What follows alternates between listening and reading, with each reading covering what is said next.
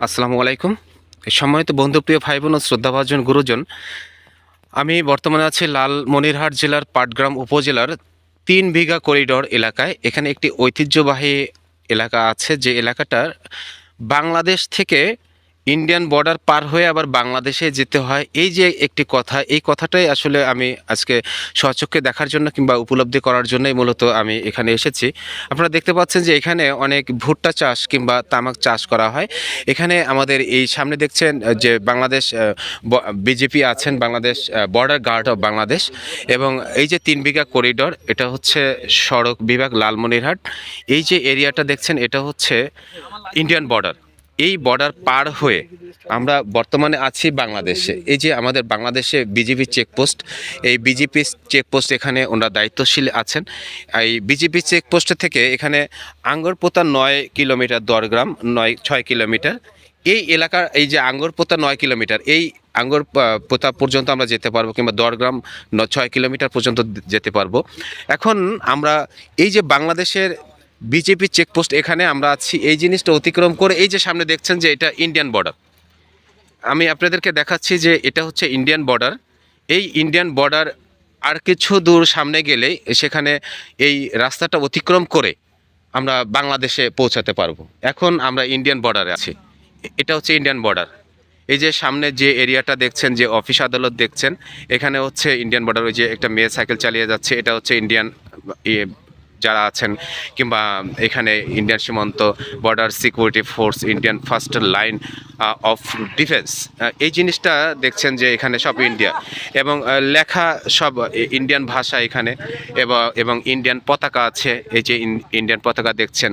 এই যে অটোরিকশাটা যাচ্ছে, এটা হচ্ছে বাংলাদেশের অটোরিকশা কিংবা পাটগ্রামের অটোরিকশা। এই অটোরিকশা, এই রাস্তাটাই আমরা বাংলাদেশ থেকে এই রাস্তাটাই শুধু ব্যবহার করতে পারবো।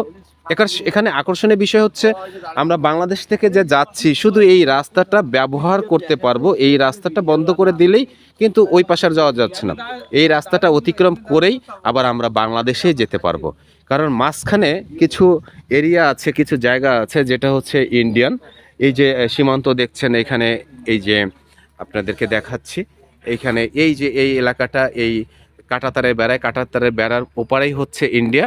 এবং এই ইন্ডিয়ান দেখা যায় যে কিছু এরিয়া আছে, কিছু জায়গা আছে, এই জায়গাটা অতিক্রম করার পরে আবার বাংলাদেশ। আচ্ছা, আমি একটু কথা বলবো এই এলাকারই একজন স্বেচ্ছাসেবী মানবদরদী ভাই, আমার প্রিয় ভাই, তার সাথে। আসসালামু আলাইকুম। ওয়ালাইকুম আসসালাম। ভাই, এখানে যে জিনিসটি আমি শুনতে পেরেছি যে 3 বিঘা করিডোর, এটা পাটগ্রাম, লালমনিরহাট জেলার পাটগ্রাম উপজেলায়। এখানে যে এই বাংলাদেশ সীমানা অতিক্রম করেই এখানে এই ইন্ডিয়ান বর্ডার ক্রস করে কতটুকু জায়গা আছে যে সেটা ইন্ডিয়ান?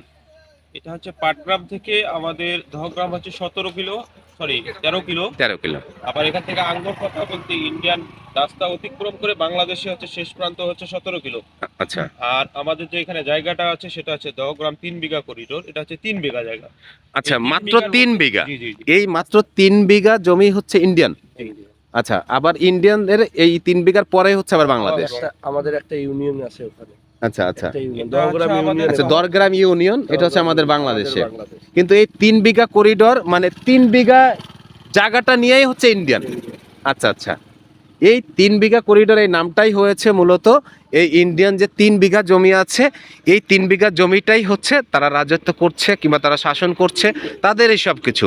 এই শুধুমাত্র তাদের রাস্তার উপর দিয়ে আমাদের চলাচলের জন্য, আমাদের বাংলাদেশে যাওয়ার জন্য এই রাস্তাটাই তারা আমাদেরকে অনুমোদন দিয়েছে কিংবা অনুমতি দিয়েছে। এতটুকু রাস্তা অতিক্রম করে আমাদেরকে আবার যেতে হবে বাংলাদেশে। তো বাংলাদেশ থেকে ইন্ডিয়ান বর্ডার পার হয়ে বাংলাদেশে যাচ্ছি, এই জিনিসটাই হচ্ছে আকর্ষণীয়। তো সময়ত বন্ধুরা, এতক্ষণ ছিলাম পাটগ্রাম এলাকা, লালমনিরহাট জেলার পাটগ্রাম উপজেলার 3 বিঘা করিডোরের ইন্ডিয়ান বর্ডার এই এরিয়াটা আমরা এখন অতিক্রম করে আমরা আবার বাংলাদেশে যাব। সবাই ভালো থাকবেন। ইতিহাস আছে।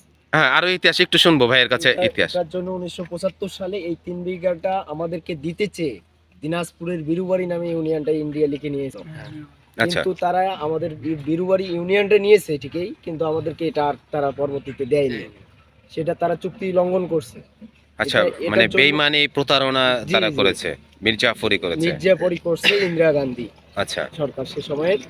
আর একটা হচ্ছে এখানে 100 শতক জায়গা যেটাকে 99 শতকে 3 বিঘা হয়, সেই আঙ্গিকেই 3 বিঘা করা হয়েছে। কিন্তু এই জায়গাটা আগে ছিল, সর্বপ্রথম ছিল 2 ঘন্টার জন্য উন্মুক্ত, সেটা 80 সালের দিকে। এরপরে এটাকে করা হলো 6 ঘন্টার জন্য। এরপর হচ্ছে 96 সালে শেখ হাসিনা সরকার আবার এটাকে করে দিল 12 ঘন্টা। আবার 11 সালে এসে এটাকে করে দিল 24 ঘন্টার জন্য উন্মুক্ত। কিন্তু আমাদের যেটা পাওয়া হওয়ার কথা ছিল যে বিরুবাড়ি ইউনিয়নের জন্য নেওয়ার পরে এটা আমাদের 24 ঘন্টা না, এটা তাদের দখলদারিত্ব না, তাদের কোনো এখানে গেট থাকার কথা ছিল না, এটা আমাদের জন্য স্বাধীন একটা রাস্তা হওয়ার কথা ছিল। কিন্তু এখন তাদের জন্য আমাদের পরাধীনতা, মানে পরাধীনভাবে চলতে হচ্ছে। এই কারণ আমাদের এখানে বিজিবি চেক করে, ওইদিকে বিজিবি চেকপোস্ট আছে, তারা চেক করে। যদি আমাদের স্বাধীন রাস্তাটা হতো, তা আমরা আমাদের মতো স্বাধীনভাবে চলতে পারতাম। ওই দেখা যায় যে সবাই তো আবার মানে অবৈধ কাজে লিপ্ত না, ভালো মানুষও তো আছে। এই যে অবৈধ কেউ কিছু করে কিনা, সেটা অসৎ পথে কেউ কিছু করে কিনা, সেই জন্য ভালো মানুষদেরকেও হেনস্থার শিকার হতে হয় এই 2 জায়গায়।